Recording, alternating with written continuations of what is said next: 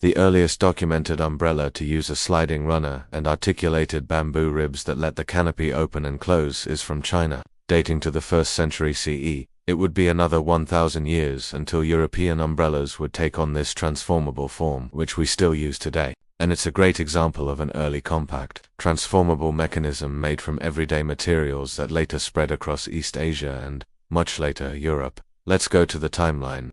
Before the Han, people in the Zhou and Han used rigid parasols or sunshades, but there's no evidence of them being collapsible. Then in the 1st century CE, we get textual references to a collapsible umbrella on the ceremonial carriage of Wang Meng, who was in power from 9 to 23 CE, described by later commentators as using joints or sliding parts to open and close.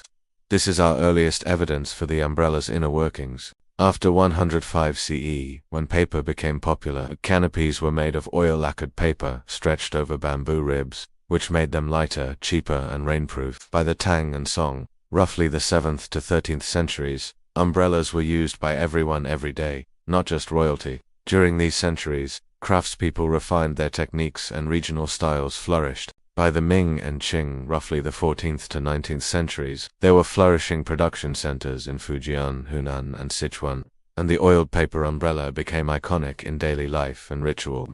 Eventually, the umbrella's transformable design and varied aesthetics inspired variants abroad, such as Japan's Vagasa and Korea's Gu, and it wasn't until the 17th and 18th centuries that Europeans would eventually standardize metal-ribbed umbrellas. So how did this early umbrella work? The central shaft had a sliding runner or collar that traveled up and down.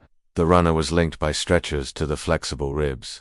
So as the runner slid up, it tensed the canopy and opened the ribs like a hinge. The frame was made of bamboo or wood, and the canopy was usually silk or paper sealed with drying oils like tung and resins to keep out the water. There's also some lovely craft and culture notes to unpack here. The character for umbrella is Sun-san, pronounced San, and the oiled paper umbrella is called Yoji-san, pronounced Yuzi-san. Legend has it that the master carpenter Lu Ban, who lived around the 5th century BCE, or his wife, invented the umbrella. But these stories should probably be taken as folklore, since the earliest textual evidence for the umbrella doesn't appear until much later.